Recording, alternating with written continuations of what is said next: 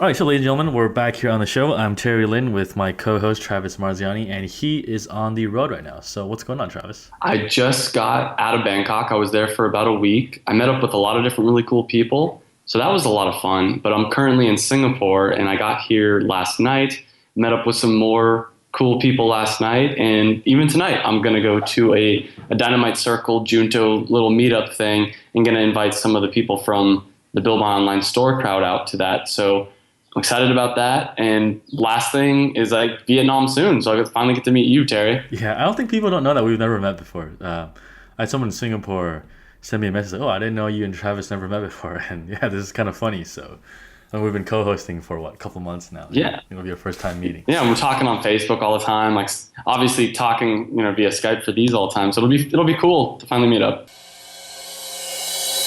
Anyways, so let's get into this episode then. So the inspiration of this episode was when you were traveling to go on the road. And I was, "Oh, where are you staying at?" He said, "Oh, I'm using couch surfing." And then I gave you a lot of crap for using couch surfing. And so it kind of grew into a topic where how we all have different values of things that we're willing to spend on too. So I guess since we're starting off with couch surfing, what's your idea with that, and what do you value in there that you wouldn't get in a hotel? Sure. So just to be clear, I actually never ended up finding someone in Bangkok to do couch surfing, but in South America, I was couch surfing constantly. And the cool thing about couch surfing is it's basically like you have a tour guide. You get to have the local feel. They show you around. Like I usually would buy them dinner or something like that in exchange.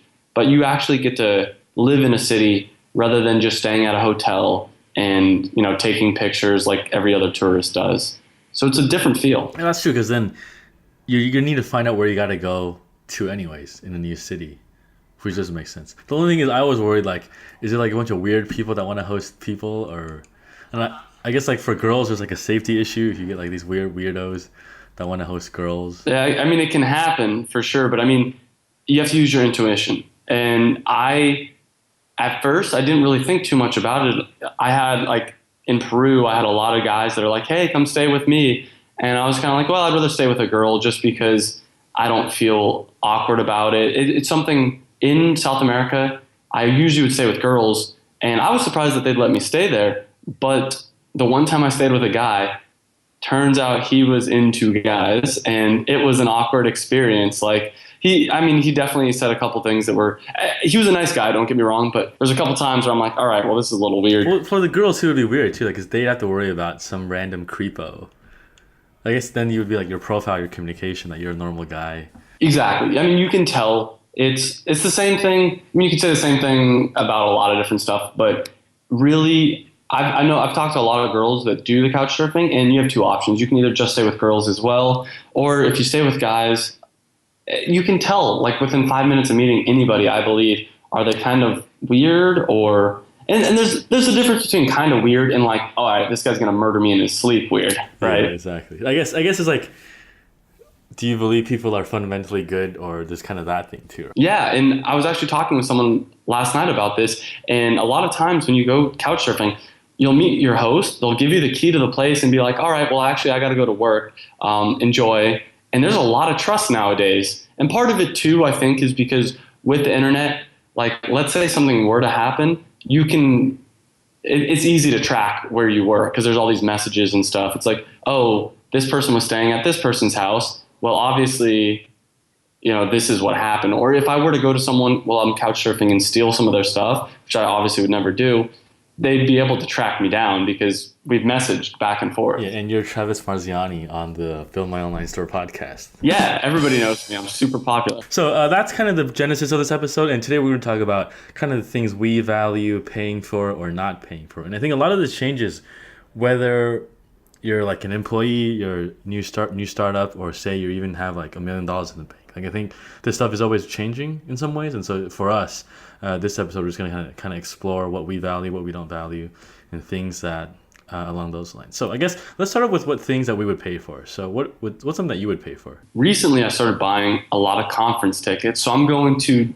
a couple different conferences, and I'm not actually, interestingly enough, at least I haven't yet bought any conference tickets for e-commerce. I've only been buying tickets for YouTube video makers, VidCon, and podcast creators. And I'm going to two different ones that are for podcast creators that I'm really excited about because it's a time to network. It's a time to learn new things. But truthfully, for me, the networking is probably the bigger aspect of it. Yeah. So why podcast video instead of e-commerce, since that's your core business? I feel like I have the e-commerce down pretty good. I can obviously improve, but it's not what I'm really interested in doing at this point. I think the e-commerce business is at more or less the point that I've wanted to get to. And I've told myself for a long time, if I can make $200 a day passive income, I'm going to be happy. I want to move on to my next project. And I'm right about there. And I don't feel like I need to necessarily go balls to the wall and meet a lot of e-commerce people. Let's put it this way. I know that I could continue to make my e-commerce business successful. I have no doubt. Now, the podcast thing, that's different. Like, podcast is something new. It's exciting. It's interesting.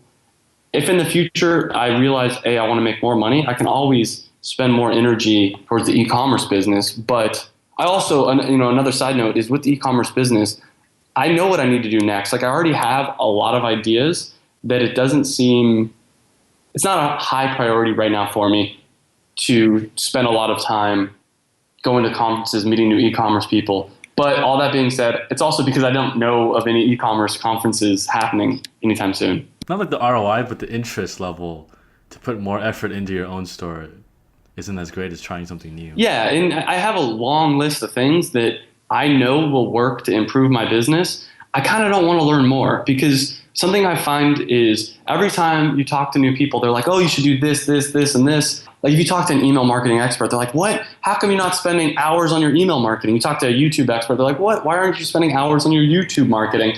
And I kind of want to just work with the pieces I have right now. And then once I run out of ideas, then it's worth spending the money to find new ideas. So something I pay for, I also do conferences, so we'll kind of skip that. But I think books, something I started valuing. So I used to be really cheap with books. Like, I think in high school I hated reading.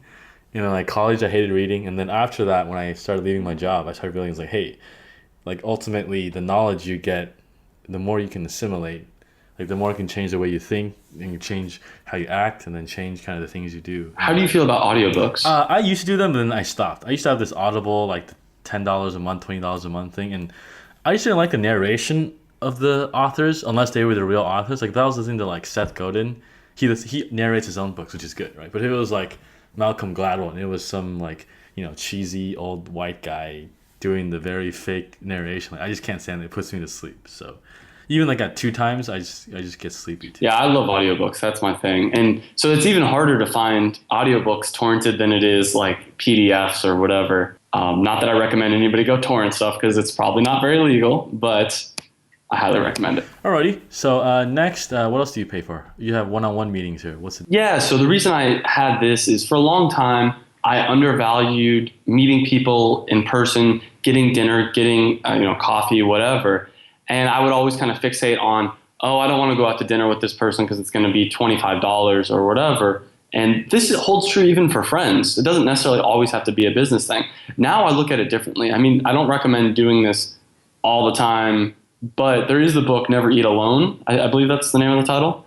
And it's all about how you should always be out networking with people. And you never know who you're having lunch with that could potentially help you, or how the person you're having lunch with could potentially help you get to that next step. And I've met people, randomly that are like, oh, my son is actually an internet marketer and, maybe you guys could connect, and then we do, and it's just really cool. So my advice is basically spending the money for the dinner or whatever that kind of thing is 100% worth it. It's not about the dinner. It's about that conversation and that networking opportunity. I always thought the book was like, hey, if you're eating at a restaurant, just sit with some stranger, or what's the premise of that book? No, it's not that at all. But that's kind of like the title doesn't really have a lot to do with eating, but it's basically just a book on networking. And I guess the biggest takeaway I had is don't think about what you can get from people, but like constantly be thinking about how you can bring value to someone. So if you meet somebody and they're like, I'm really struggling with this, and you think to yourself, oh, I have a friend that could help you out with that, don't hesitate to do that. And basically, it's kind of like a little bit of the karma of if you help people out and you're constantly thinking how you can help people out, they'll want to help you out for sure. Yeah, I think the point I really just want to make is for a long time, I undervalued human conversations. And I think sitting behind a computer working as much as I do now, it makes me realize even more that even if it's a conversation that you think, is never going to turn into a business opportunity, there's something just so revitalizing and good about having a conversation. And of course, you don't know where it could, lead to. Yeah. And one thing that I want to modify on this, since this was one of my points too, is that I feel like there's also an impact of the group size you're with. Like if you're with like 20 people, there's no way you can have a good conversation. It has to break down into like 3 or 4 groups, right? And then you can have better conversations. So I think like there's a max where I'll usually hang out, not like a maximum, but I prefer to hang out with like groups of like less than 5 or 6 people, just because if you're gonna help people, you can get deeper into conversations. Whereas if you have like 40 people, it's just like, hey, how you doing?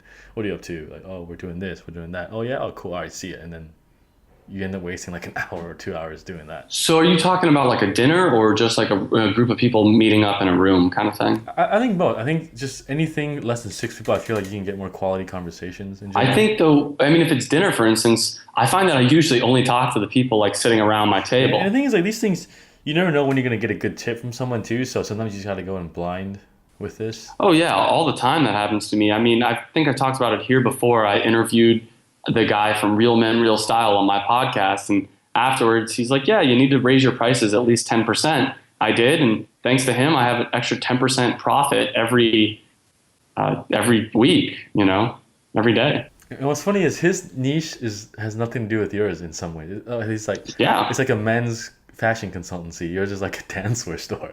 Like there's like not much relation. Exactly, and I never would have dreamed that he'd be giving me advice that would lead to better profitability. But it's just like he knows the industry and he knows internet marketing, which I didn't realize when I started interviewing him. And there's little things like that happen all the time. One of these things too, you can't expect someone to give you a tip too. Like what you were saying earlier, right? Because you just don't know. And when you go in that angle, usually the interactions or the relationships don't end up going too well, I think.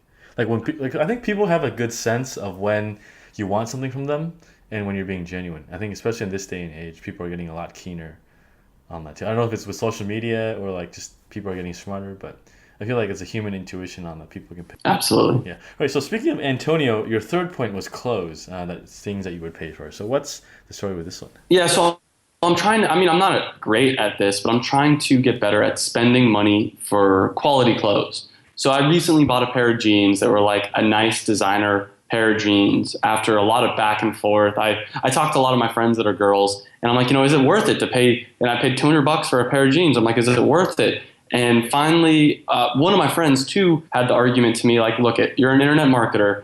As an internet marketer, what do? You split test. So what's $200 on a test? So I decided to buy a nice pair of jeans. I don't know if it's that big of a difference, but I figured it's worth spending the money to have something quality that when I wear it, it's like, okay, I feel good in it. That being said, my $9 V-necks t-shirts from Target are still my favorite shirts. And, I just bought a $5 pair of shorts that are like board shorts here or actually it was in Bangkok. And I love these shorts. I'm not going to wear them out to a nice event, but they serve a function. So it's something I'm trying to, when I go out in public venues, I'm trying to present myself in a slightly better light. And I'm not saying anything too over the top fancy, but it's like if I have the choice between a crappy polo from Target or like a Lacoste polo, it's like maybe it's worth it to spend a little extra money and feel and look better. Like the thing with clothes is that it's a reflection of your image on yourself too, in some ways, right? Like if you look at the way hipsters dress, they wear these, glasses. They're trying to be countercultural or whatever. Or like in the '60s when people wore like, I don't know, bell bottoms or whatever, right? It's always like a reflection of your identity. So it's like as you change into a more mature business guy, like how do you reflect that in your clothing is kind of the underlying theme. Yeah, and especially for me, being a younger guy, I get a lot of people like, when I go into the airline lounge or like the executive club of my hotel, they look at me like, what the hell are you doing here? And when I'm dressed nicer, I don't get that same kind of like, what the hell are you doing here look. Yeah, like you wore like to the cafe lounge in like board shorts and sandals and flip-flops. Which I totally do sometimes, and so, I don't blame them because sometimes I don't really care. Sometimes it's like, look, I'm kind of tired. You can look at me however you want. But that being said, it's something I'm trying to work on if I'm going out into the public areas to get a little bit more respect. And a friend of mine actually said, look, I don't care about the designer brands. I don't care about any of this crap. If I could pay, $300 for a magical plastic bag that made everybody respect me more, I would do that. But that's basically what clothes are. For me, things I pay for is tech, actually. I didn't realize this until I just thought about this earlier. So everything I have since 2011 has been an Apple product. Before I used to use PCs, things like that. And I realized that PC stuff, I would always replace it every 2-3 years, or things would just break a lot easier. And then ever since I switched to Apple, things just kind of work a lot better. And I know you just switched to a MacBook Air recently, so I don't know if you have an experience with that. But basically, like I like how everything works together, even though it's more expensive. Like the Wi-Fi connects itself, everything talks to each other. The Bluetooth just seems to work seamlessly. And I think, especially like with tech stuff, what we're doing, like I think it makes sense to invest in better equipment just because we're on it so much and your income is so dependent on it too. Yeah, I have mixed feelings about this because for a long time I fought the Mac type of the Apple scene, everyone that's really into it. Because Yeah, I was like that too, like pre 2011. so I will say I just had a problem with my laptop, and that was kind of what spurred me into finally getting the MacBook Air. But my last job, they gave me a MacBook Air, and I liked it. Like I hated Macs before that point, never trying them. But then when I finally got one and I was using it for a while, specifically the MacBook Air, it's so light, the battery lasts like forever, and it's just a good quality thing. That being said, I'm not like an Apple fanboy by any stretch of the imagination. Like I have my MP3 player is a Sony Walkman or something like that, and I think it's better than the iPods. I think it's a lot better. So that was my long time problem with Macs, is that I felt like you could get the same power for a lot cheaper using Windows, and I think you can, but it does. You're right, and I hate to admit this. It does seem to just work a little bit better with the Macs. Like things just are a little bit cleaner. Though I've been having a little bit of problems with my MacBook Air, so maybe I should wait to talk about that. Yeah, no, certainly, without question, you can get better power. Like if you were still playing computer games or whatever, like I would get a PC just because you can build your own system, you can have a better hardware, things like that. But I think, like since I don't play anymore, it's like, oh, I just need my laptop to work. And I think there's some, like the UIs in the Mac, like some things are just more intuitive. Like PC, you have to find like drivers, things like that, update things here and there. It would crash a lot. And I feel like Macs are just a better OS. Yeah, well, I've had someone tell me, it's like, and this is how I used to be, and I'm still kind of in that in-between phase, but I was hearing from someone that they used to love to tinker with the computers. They wanted, to play around with everything, change the settings, blah, blah, blah. But now, as they're getting older, they just want it to work. They'll pay extra, just have it work. I don't want, they don't want to deal with it. And I can see that kind of mindset. All right, then. So let's move on to the next one. Next stuff is stuff that we don't pay for. So things to be cheap on. You have coaching. Yeah. So this is something it's an interesting topic for me because I know a lot of people spend money on coaching, like, hiring some kind of coach. And it's something I'm interested at maybe at some point in the future, but I don't think I'm at the point yet where coaching makes sense for me. And I'm talking about like, you could also call it like consulting services and stuff like that. But I know a lot of different people I've talked to have coaches, and I'd love it. I'd love to have like a mentor, if you will, but it seems a little, I don't know, weird to spend the money on it. Yeah, especially I think coaching results, you never know what they are going to be. You're paying for the mentor's expertise. So I guess like if Mark Cuban was like, hey Travis, pay me, $2,000 a day to be my coach, would you pay for that if money wasn't an issue? I mean, if money wasn't an issue, then I wouldn't even need Mark Cuban. You know what I mean? So like, yeah, that's the weird thing. I totally see the value in it. Don't get me wrong. I'm just not at that point yet where it makes sense, I think, for me, because I know what I need to do. So let's put it that way. Like like I said before in the episode, I have a long list of things that I know for the business I can do to make them successful. I have a long things I can do to make the podcast successful. And I think coaching can serve one of two purposes, or consulting, if you will. And it's one, to help you get up off your ass and do it, or two, to figure out what you need to do next. And I definitely see value in it, and I'd love to do it at some point in the future, but right now it seems like I have the motivation and I know what I need to do.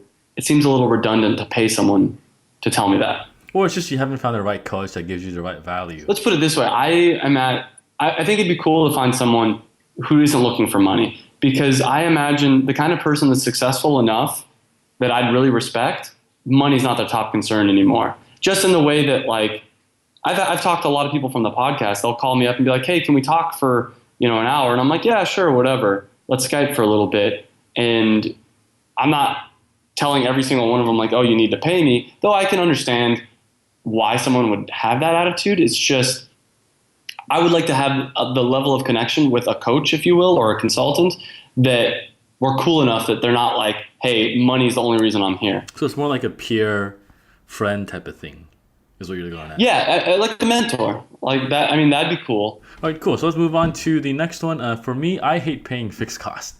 Cell phone contracts, car payments, anything monthly that you can't get up, just because I feel like you get stuck when you're in that situation. So things like rent, you kind of save that unless you own the house and things like that. So taxes, kind of things like that too. But I feel like everything you should try to do, you should try to avoid fixed costs, just because I think the burden it puts on you in like the headspace, it's kind of bad. But I don't know, what do you think? I can totally understand where you're coming from. That being said, as I talked about on the last episode, I'm trying to move back to LA, which means a lot more fixed costs, car insurance, health insurance, whatever.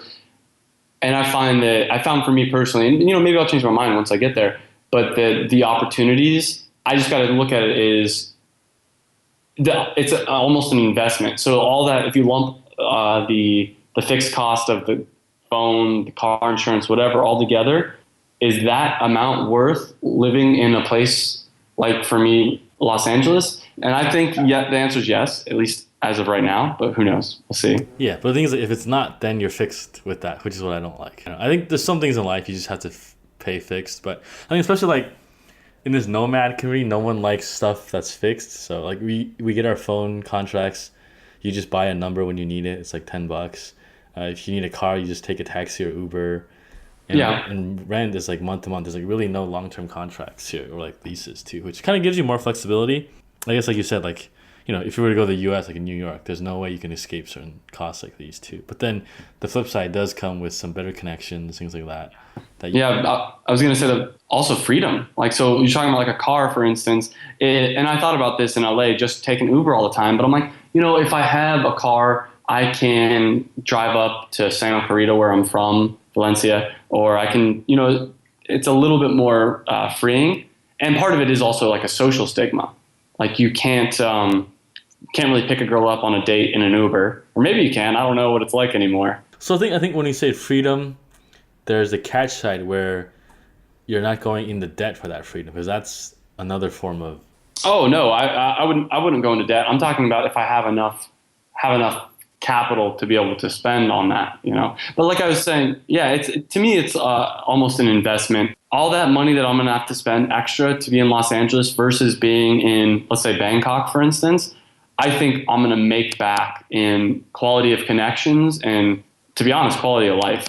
Living in Bangkok, it's cool, it's novel, but that's the problem. It's novel. It doesn't feel like a long-term thing I can do. Yeah, I think it takes a certain mentality to want to live in like a Southeast Asia for like years. Yeah, and I mean, maybe some point in the future I'd want to try it out again, but right now I've been doing South America is relatively similar, and I just I'm ready to pay that fixed cost. Yeah, like I think my long-term plan is that, look, US 6 months out of the year, 9 months, and then 3 months you're somewhere else bouncing around. I think because I feel like living in the US forever, like it's not a good solution either, but you kind of always want to travel. So how do you balance that? And I think it's just having 2-3 hubs in the world, like maybe like Berlin during the summer, and then Asia during the winter, and the US for the rest of the time, or something like that. Or I don't know, it could be different for anyone, but I think that's probably where things are trending, especially if you can be location independent too. Yeah, no, I have a different feel. At this point in time, I'd like to stay in one city for a while, maybe like 6 weeks, go and travel, get away from it, but I kind of want a routine. I've been hopping around so much that I haven't woken up in the same bed for 3 months is the longest I've been in any one spot. So it'd be nice to be able to get into a routine. I'm more productive when I'm in a routine, Yeah, I think that speaks for everyone too. I think a lot of people like to think they can be productive on the road, but no. Just try going to like the right cafe with the right internet with the right table, and maybe it'll be too noisy that day and you can't get anything done. And good luck with that, buddy. Yeah, it's a headache. Alrighty, so something that you don't pay for. Yeah. So what I'm talking about here is I remember, especially when I was at work, like doing my last job, everybody would go out to lunch every day, and it just blew my mind because not only are you spending more money for food, it's usually a crappier food too. And the one thing I could see is the benefit. So I know Whole Foods has some like healthier options where you can go just pick up the food, whatever. But I've always found it worth it to spend my money on quality food, don't get me wrong, but cook it myself. And the one argument I can see against it is the time it takes to cook it. But I think a lot of people will go to like a Chipotle, for instance, which isn't super unhealthy by any means, but still, I think you have a lot more control of your food, and it's a lot cheaper when you make it yourself. Yeah, like the time prep, you had to buy the materials, your vegetables, you had to prep it. But then, like, you know, you can try to hack it with 4 Hour Chef, but it still takes time too. And I guess depending where you're at too, it may or may not be worth your time too, right? Because it's also the quality of your food you make it. I mean, yeah, it's better quality materials, but will it taste as good? I don't know. I guess I've gotten a system down pretty good, and I find that you can get a lot more vegetables when you make your. If you go to a restaurant, usually you're not getting a ton of vegetables, especially here. I don't know how it is in Vietnam, but everywhere I've been traveling around Asia, it's a ton of rice, some meat, usually not a ton of vegetables. Certainly, if you want if you want to like get like a good dose of vegetables, you have to do it at home. Oh, unless you just get a salad, but then even then, the salad is just like a tiny bowl. And another point actually I want to add is that when you go out to eat, you really don't have as big a sense of portion control. You kind of take whatever they're going to give you. Where when I make something, I know, all right, this is all I'm making, this is all I'm eating, because that's really the only option. So if you go to like the Whole Foods, which is I think probably one of the better options, I think it's a lot easier to kind of take some extra food, get a bigger portion. Yeah, because here's a big strawberry cheesecake. And you just kind of have to eat it, and you have no choice, right? Unless you have the discipline to be like, all right, I'm only going to eat, 2 inches of this, and then I'm done with it. Which is hard, especially in like social situations. Oh, what, you're not going to eat your cake? Like, oh, here. Like, just eat it. Or like, you get peer pressured to order certain things too, right? Yeah, I used to do that at my last job. I'd eat way healthier than everybody else, but they'd always kind of like make fun of me. But individually they'd come to me like one by one and be like, hey, any tips on how I can eat healthier? And I'm like, really? You laughed at me last night when I split my dinner in half because it was a huge portion. Well, you just made them feel bad for eating too much. Yeah, exactly. And that's what I finally realized. Is I'm like, wait a minute. Each one of you guys individually come up to me and ask me how you can lose weight. But like when you guys are as a whole, you think I'm crazy. You talk like I'm such a weird person. But I guess, okay, let's tie this into another point. So one thing you mentioned earlier was that you value one-on-one connections. But what if someone's like, hey, let's go to Chipotle? Let's say a normal meal for me would cost $2 to $3 to make, and that's probably about right. In Chipotle, let's say costs $10, just to keep it a nice round number. And usually the answer is yes, but I see, is it worth meeting up with this person? Is it worth $7? Would I pay $7 to have a conversation with this person? And usually it's yeah. Usually it's worth that extra money to hang out with the person. It's not about the food. I mean, it's great to have some tasty food, but I'm kind of at a point where, to me, the most important part of the food is how it makes me feel and how healthy it is, rather than how good it tastes. I mean, there's exceptions. Obviously, if I'm going to a new restaurant while I'm in Bangkok, I don't care about how healthy it is. I just want to taste something really delicious. It's what's the value of this connection. And there's times, as much as I was talking earlier that, it's always worth it to go out and meet with people. But there's times for sure where there are probably certain people in your life you want to spend less time with. So I guess when you value a meeting, like say at $7, do you change the food you order when you're there, or do you just get whatever? Like the rule just out the window? It's acceptable. Yeah, I don't change what I'm getting. It's just I used to kind of be like, oh, let's just meet up and I'll have a water and I'll watch you eat. And that's really weird too. Yeah. And I don't know if I ever actually did that, but I'd constantly want to be like, I don't want to buy this food because it's not worth it. But it's like, it's not about the food. It's about the social acceptance of. It's like it's the social ritual of hanging out. Yeah, it's hard to tell someone like, hey, let's just hang out at your place and have water. It's like, what? No, it's like you almost need to the money you spend. That's the reason a bar can charge $10 for a drink. It's not about the drink. It's about the fact that it's an excuse to hang out with people. All right, so when you come here, I'll make sure not to watch you eat and drink water. You know what? We're only gonna have water. I'm not paying for any meals. One thing I don't pay for is image and impulse-driven purchases. So one thing I used to do when I was still working was like you'd get like expensive alcohol at a club or like junk food, or you'd spend money on like luxury brands. And I realized that I used to do that because I was unhappy, and it was a way to fill that emptiness I had inside. And ever since like I left, I was like, oh, like why do you need to buy that? I can see why people buy it now, but I don't let myself get influenced by that anymore too. It's like, oh, if you want to spend something nice, all right, sure, go ahead, be happy, but I'm content with what I have now. Yeah, and some of the stuff. So, for instance, I don't spend money on bottle service, but I can see the value every once in a while. It's not about the experience. You do have a different experience if you go to a club and get a bottle than if you're just the random guy in the corner. Yeah, like, I think there's a difference buying it when you have like 5 or 6 friends together. You want somewhere to sit down, instead of like being in the crowd, rather than buying it to like show off. Like I think there's a difference there. Yeah. Whereas like the latter is like maybe like when we were younger we would do that, but now it's like, oh, come on, buddy. Well, the ironic thing about luxury is that the value gets derived from the lack of value. So if you look at like a Ferrari, would you drive that in the streets? Like it's not, the gas mileage sucks, right? It's like 9 gas miles per hour or something like that. Expensive car, you only have limited edition, expensive to repair. But then it's because of that is valuable, right? That's why people take pictures of a Ferrari when they see it. Which is why like I think when you see a lot of like these budget luxury things, it doesn't really work because essentially it's not the same thing. Like when you say it's the same thing but cheaper, no, it's not the same thing. It's actually a value play. It's not a luxury play. And it's like you're kind of like tricking yourself in some ways too, is what I realized the past year. So it's like, imagine if Lamborghini sells their cars for $50K, like a Toyota Camry, would the value still be there?